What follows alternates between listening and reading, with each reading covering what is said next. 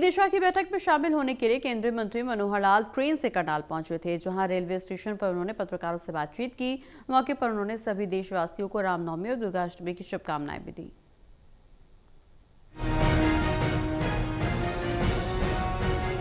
ई दिशा की बैठक में शामिल होने के लिए केंद्रीय मंत्री मनोहर लाल ट्रेन से करनाल पहुंचे थे, जहां रेलवे स्टेशन पर उन्होंने पत्रकारों से बातचीत की। इस मौके पर उन्होंने सभी देशवासियों को रामनवमी और दुर्गाष्टमी की शुभकामनाएं देते हुए कहा कि ये पावन दिन सभी के जीवन में सुख, समृद्धि और सकारात्मक ऊर्जा लेकर आए।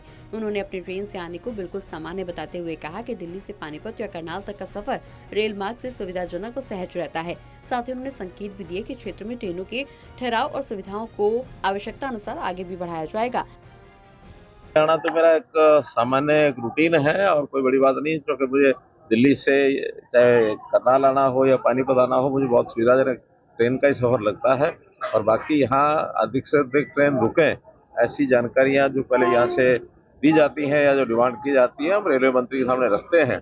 आखिर ये ट्रेन भी पिछले दिनों जब गीता जयंती पर अंतर्राष्ट्रीय गीता जयंती का उत्सव कुरुक्षेत्र में था, तब हमने रेलवे मंत्री जी को कहा था, तो ये ट्रेन चलाई गई थी। ऐसे और भी जो आवश्यकताएं होंगी उसको पूरा किया जाए। पेट्रोलियम और गैस आपूर्ति पर उठे सवालों के जवाब में मंत्री ने स्पष्ट किया कि ये सिर्फ भारत का नहीं बल्कि वैश्विक स्तर पर उत्पन्न हुई चुनौती है।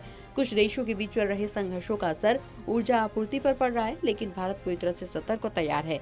उन्होंने भरोसा दिलाया कि किसी भी संभावित परिस्थिति से निपटने के लिए सरकार के पास पर्याप्त रणनीति और संसाधन मौजूद हैं।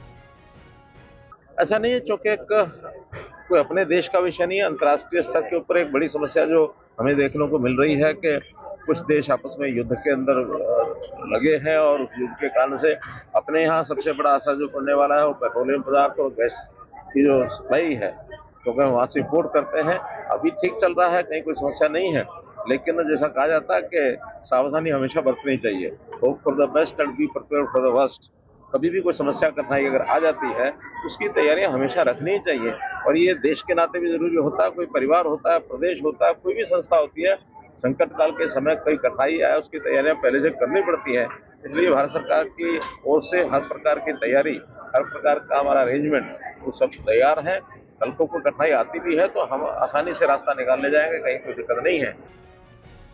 लंबी लाइनों और लोगों की चिंता पर मनोहर लाल ने कहा कि घबराने की कोई जरूरत नहीं है। देश के पास पर्याप्त स्टॉक और विकल्प मौजूद हैं। उन्होंने लोगों से संयम बनाए रखने की अपील करते हुए कहा कि वर्तमान स्थिति पूरी तरह से नियंत्रण में है और निकट भविष्य में भी किसी प्रकार की कमी की आशंका नहीं है। टोटल टीवी के लिए कमलदीप की रिपोर्ट।